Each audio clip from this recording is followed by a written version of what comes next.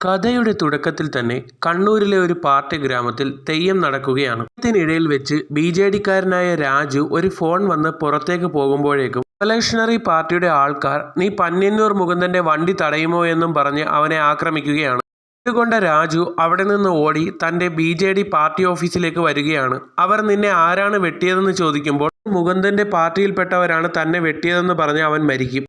അതിനുശേഷം നമ്മൾ കാണുന്നത് ശ്രീദേവി അമ്മയെയാണ്. ശ്രീദേവി അമ്മയുടെ ഭർത്താവ് പോലീസിൽ ജോലി ചെയ്യുന്നതിനിടയിൽ കൊല്ലപ്പെടുകയാണ് ചെയ്തത്. തന്റെ മകനാണ് അയ്യപ്പദാസ്. തന്റെ അച്ഛൻ പോലീസായിരുന്നത് കൊണ്ട് തന്നെ തന്റെ മരണശേഷം ലഭിക്കേണ്ടിയിരുന്ന ജോലി തനിക്ക് വേണ്ട എന്നും പറഞ്ഞ് ഒരു ഉത്തരവാദിത്വമില്ലാതെ നടക്കുകയാണ് അയ്യപ്പദാസ്.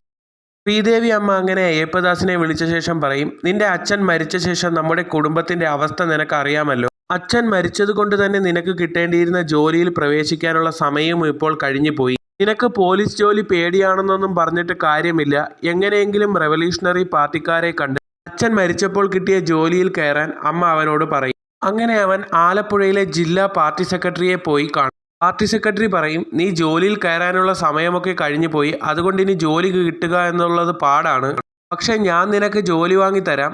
ജോലി കിട്ടിക്കഴിഞ്ഞാൽ പാർട്ടി പറയുന്ന കാര്യങ്ങളൊക്കെ ചെയ്യേണ്ടി വരുമെന്ന് പറയും. അങ്ങനെ 2 വർഷങ്ങൾ കഴിഞ്ഞു പോകും. അയ്യപ്പദാസ് ഇപ്പോഴുള്ളത് പോലീസ് ക്യാമ്പിലാണ്. അങ്ങനെ അയ്യപ്പദാസിന്റെ ആദ്യത്തെ അപ്പോയിന്റ്മെന്റ് വരും. അയ്യപ്പദാസ് ക്യാമ്പിൽ നിന്ന് നേരെ തന്റെ കൂട്ടുകാരുടെ അടുത്ത് വന്ന് പറയും, തന്റെ ആദ്യത്തെ അപ്പോയിന്റ്മെന്റ് കണ്ണൂരിലെ പാർട്ടി സെക്രട്ടറി ആയിരുന്ന പന്ന്യന്നൂർ മുകുന്ദന്റെ ഗൺമാനായിട്ടാണ്.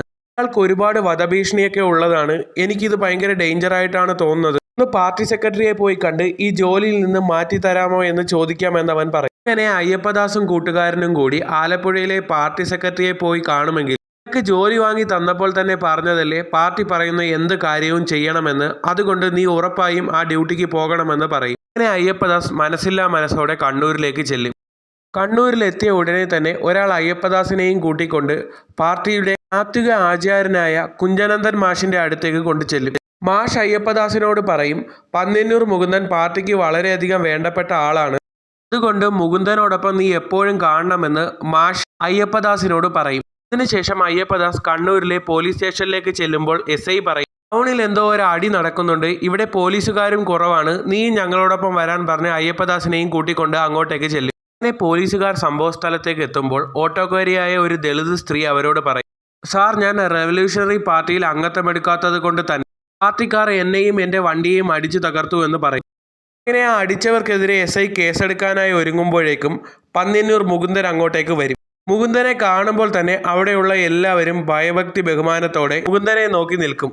മുകുന്ദൻ എന്നിട്ട് SIയോട് പറയും, സാർ, അവൾക്ക് കേസൊന്നുമില്ല, സാർ ഇതിൽ ഇടപെടണ്ട എന്ന്. മുകുന്ദനെ പേടിച്ച് ആ പെണ്ണും തനിക്ക് കേസൊന്നുമില്ല എന്ന് പോലീസുകാരനോട് പറയും. അത് കഴിഞ്ഞ് മുകുന്ദൻ അവിടെ പ്രശ്നമുണ്ടാക്കിയ തന്റെ പാർട്ടിയിലെ ആൾക്കാരോട് സംസാരിച്ചു കൊണ്ടിരിക്കുമ്പോഴേക്കും താനാണ് പുതിയ ഗൺമാനെന്നും പറഞ്ഞ് അയ്യപ്പദാസ് മുകുന്ദന്റെ അടുത്ത് വന്ന് പറയും. അങ്ങനെ അന്ന് വൈകിട്ട് തന്റെ പാർട്ടിയിലെ രക്തസാക്ഷിയായ ഒരാളുടെ മകളുടെ കല്യാണത്തിനായി ചെന്ന് അയാൾക്ക് വേണ്ട പണവും കൊടുക്കും. ഗൺമാനായ അയ്യപ്പദാസ് മുകുന്ദനോടൊപ്പം ഉണ്ടായിരുന്നു. കല്യാണ വീട്ടിൽ നിന്ന് താൻ ചെക്ക് ചെയ്ത ശേഷം മാത്രം മുകുന്ദന് ഭക്ഷണം കൊടുത്താൽ മതിയെന്ന് പറയുമ്പോൾ മുകുന്ദൻ അയ്യപ്പദാസിനെ വിളിച്ച് പറയും, ഇവിടെയുള്ള ആളുകളെല്ലാം എനിക്ക് അറിയാവുന്നവരാണ്, നീ കൂടുതൽ പോലീസ് കളിക്കാൻ നിൽക്കാതെ ജോലി ചെയ്താൽ മാത്രം മതിയെന്ന് പറയും. അപ്പോഴേക്കും സ്റ്റേഷനിലെ മറ്റൊരു പോലീസുകാരൻ അയ്യപ്പദാസിന്റെ അടുത്ത് വന്ന് പറയും, 2 വർഷം മുൻപ് ഈ മുകുന്ദന്റെ ആൾക്കാർ ബി.ജെ.ഡി പാർട്ടിയിലെ രാജുവിനെ വെട്ടിക്കൊന്നു. അതിന്റെ ഹിയറിംഗ് ആണ് ഉടനെ വരാൻ പോകുന്നത്. മുകുന്ദനെ കൊല്ലാനാണ് അവരുടെ പ്ലാൻ. അതുകൊണ്ട് നീ നോക്കിയും കണ്ടൊക്കെ നിൽക്കണം. മുകുന്ദനും അത്ര നല്ല ആളൊന്നുമല്ല എന്ന് ആ പോലീസുകാരൻ അയ്യപ്പദാസിനോട് പറയും.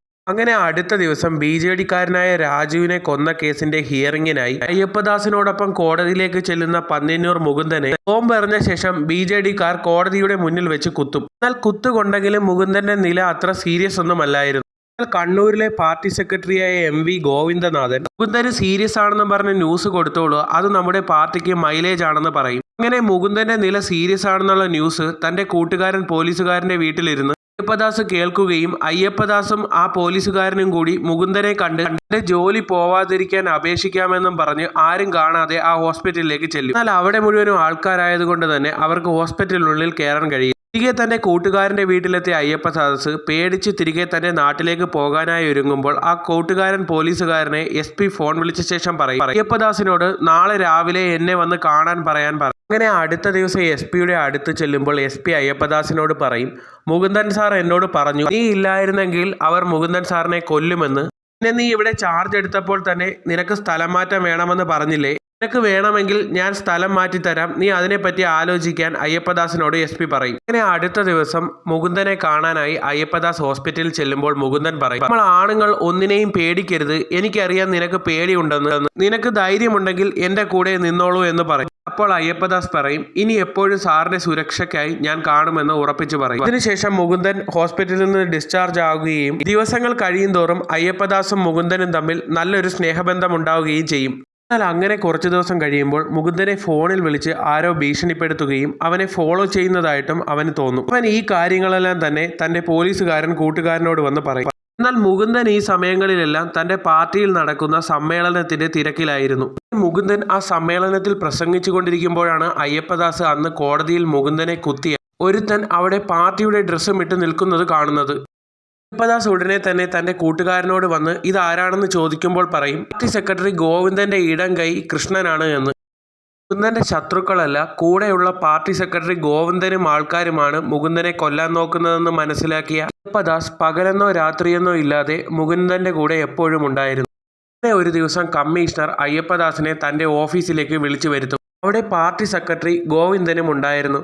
ഗോവിന്ദൻ അയ്യപ്പദാസിനോട് പറയും, നിന്റെ ജീവന് നല്ല ഭീഷണിയുണ്ട്, നിനക്ക് അമ്മയും അനിയത്തിയൊക്കെ ഉള്ളതല്ലേ, നീ വേണമെങ്കിൽ ഈ ജോലിയിൽ നിന്ന് മാറിക്കൊള്ളാൻ പറയും. മുകുന്ദനെ കൊല്ലാനുള്ള ഗോവിന്ദന്റെ പ്ലാൻ ആണെന്ന് അയ്യപ്പദാസിന് മനസ്സിലാകും. എന്നാൽ കമ്മീഷണർ ഓഫീസിൽ നിന്ന് ഇറങ്ങിയ ഉടനെ തന്നെ അയ്യപ്പദാസിനെ ആരൊക്കെയോ വെട്ടാനായി ഓട്ടിക്കും. അയ്യപ്പദാസ് തിരികെ വീട്ടിലെത്തി തന്നെ ഇന്ന് ആരൊക്കെയോ കൊല്ലാൻ വന്നു എന്ന് തന്റെ പോലീസുകാരനോട് പറയും. ഇതേസമയം BJD പാർട്ടിയിലെ ഉയർന്ന നേതാവ് മാസ്റ്ററിനെ കാണാനായി ഒരു ഗുണ്ട വരും. എന്നിട്ട് പറയും, അയ്യപ്പദാസിനെ ഇന്ന് ഒന്ന് ചെറുതായി പേടിപ്പിച്ചു വിട്ടിട്ടുണ്ട് എന്ന്. ഇതേസമയം കണ്ണൂരിലെ ഗുണ്ടാക്രമണം നിർത്താനായി 2 പാർട്ടിക്കാരെയും കളക്ടർ ഓഫീസിലേക്ക് വിളിക്കും. എന്നാൽ അവിടെ ഉണ്ടായിരുന്ന മുകുന്ദന്റെ പാർട്ടി സെക്രട്ടറിയായ ഗോവിന്ദൻ മുകുന്ദനെ ദേഷ്യത്തോടെ നോക്കും. എന്നാൽ അതിനുശേഷം അയ്യപ്പദാസ് മുകുന്ദനോട് പറയും, സഖാവെന്ന് സൂക്ഷിക്കണം, സഖാവിന് പാർട്ടിക്ക് പുറത്തേക്കാളും ശത്രുക്കൾ പാർട്ടിക്ക് ഉള്ളിലാണെന്ന് പറയും.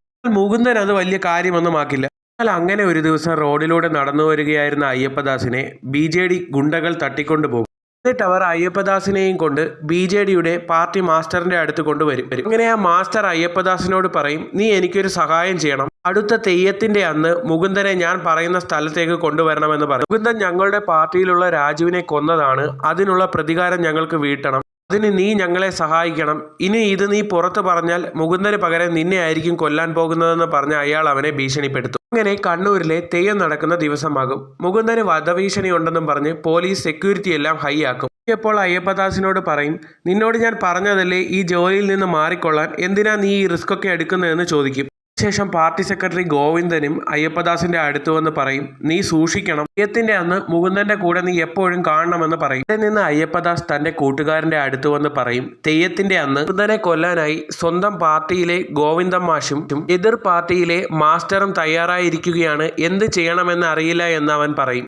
അങ്ങനെ തെയ്യത്തിന്റെ അന്ന് തെയ്യം കണ്ടുകൊണ്ടിരിക്കുന്ന മുകുന്ദന്റെ അടുത്തേക്ക് അയ്യപ്പദാസ് വന്ന ശേഷം പറയും, ഇവിടെ നിൽക്കുന്നത് ഡേഞ്ചറാണ്, നമുക്ക് ഇവിടെ നിന്ന് പോകാമെന്നും പറഞ്ഞ് മുകുന്ദനെയും കൂട്ടിക്കൊണ്ട് എതിർ പാർട്ടിക്കാരൻ BJDയിലെ മാസ്റ്റർ പറഞ്ഞ സ്ഥലത്തേക്ക് അയ്യപ്പദാസ് മുകുന്ദനെ എത്തിക്കും. അപ്പോഴേക്കും BJDയുടെ ഗുണ്ടകൾ മുകുന്ദനെ കൊല്ലാനായി അങ്ങോട്ടേക്ക് വരും. എന്നാൽ അയ്യപ്പദാസ് ആകട്ടെ മുകുന്ദന്റെ അടുത്ത് നിന്ന് BJDക്കാരുടെ അടുത്തേക്ക് നടന്നു ചെല്ലും. ഇതൊന്നും കണ്ട് കുലുങ്ങാതെ മുകുന്ദൻ നേരിടാൻ തയ്യാറായി നിൽക്കുകയാണ്. മുകുന്ദനെ വെട്ടാനായി BJDക്കാർ ചെല്ലുമ്പോഴേക്കും അയ്യപ്പദാസ് അവരെ വെടിവെക്കും. എന്നാൽ അപ്പോഴേക്കും അവർ അയ്യപ്പദാസിനെ അറ്റാക്ക് ചെയ്യും. ഇതേസമയം പോലീസുകാരും അങ്ങോട്ടേക്ക് എത്തി അയ്യപ്പദാസിനെയും മുകുന്ദനെയും രക്ഷിക്കും. എന്നാൽ തിരികെ വണ്ടിയിൽ കയറിയ അയ്യപ്പദാസ് മുകുന്ദനോട് സോറി പറഞ്ഞ ശേഷം, സാർ എനിക്ക് എന്ത് ചെയ്യണമെന്ന് അറിയില്ലായിരുന്നു, അതുകൊണ്ടാണ് ഞാൻ സാറിനോട് പറയാതിരുന്നത്, ഇവരെക്കാളും സാറിനെ കൊല്ലാൻ കാത്തിരിക്കുന്നത് പാർട്ടിയിലെ ആൾക്കാരാണെന്ന് പറയും. പാർട്ടി സെക്രട്ടറി ഗോവിന്ദന്റെ ആൾക്കാരാണോ എന്ന് മുകുന്ദൻ ചോദിക്കുമ്പോൾ മുകുന്ദനെ എല്ലാം അറിയായിരുന്നു എന്ന് ഓർത്ത് അയ്യപ്പദാസ് ഞെട്ടും. അങ്ങനെ ആ പ്രശ്നമെല്ലാം കഴിഞ്ഞ ശേഷം അയ്യപ്പദാസ് പാർട്ടി ഓഫീസിലേക്ക് വരുമ്പോൾ തന്റെ കൂട്ടുകാരൻ അയ്യപ്പദാസിനെ വിളിച്ച ശേഷം പറയും, മുകുന്ദനെ പാർട്ടിയുടെ സംസ്ഥാന സെക്രട്ടറിയായി തെരഞ്ഞെടുത്തു എന്ന്. അയ്യപ്പദാസ് അത് കേട്ട് സന്തോഷിക്കുമ്പോഴാണ് പാർട്ടി ഓഫീസിൽ മുകുന്ദനെ കുത്തിയ ആളുടെ കൂടെയുള്ള മുകുന്ദന്റെ ഫോട്ടോ കാണുന്നത്. മുകുന്ദൻ ഇതെല്ലാം പ്ലാൻ ചെയ്തതാണ്. പാർട്ടി സെക്രട്ടറി ആവാൻ വേണ്ടി തന്റെ ആളുകളെ കൊണ്ട് തന്നെ കുത്തിച്ച് പാർട്ടിയിൽ വളരാനുള്ള ശ്രമമായിരുന്നു. തന്നെയും ഇത്രയും നാൾ മുകുന്ദൻ പറ്റിക്കുകയാണെന്ന് അയ്യപ്പദാസിന് അപ്പോഴാണ് മനസ്സിലാകുന്നത്. അങ്ങനെ അയ്യപ്പദാസ് കണ്ണൂരിൽ നിന്ന് തിരികെ തന്റെ ആലപ്പുഴയിലെ നാട്ടിലേക്ക് വരും. അപ്പോഴേക്കും അയ്യപ്പദാസ് ആളാകെ മാറിയിരുന്നു. അയ്യപ്പദാസിന് നല്ല ധൈര്യമൊക്കെ വച്ചിരുന്നു. അയ്യപ്പദാസ് തൻ്റെ കാമുകിയോട് തൻ്റെ ഇഷ്ടം തുറന്നു പറയുകയാണ്. ഈ ഒരു സീനോടുകൂടി ഈ സിനിമയുടെ അവസാനിക്കുകയാണ്. കഥ ഇഷ്ടമായെങ്കിൽ ചാനൽ സബ്സ്ക്രൈബ് ചെയ്യുന്ന കാര്യം കൂടി ഒന്ന് പരിഗണിക്കണം.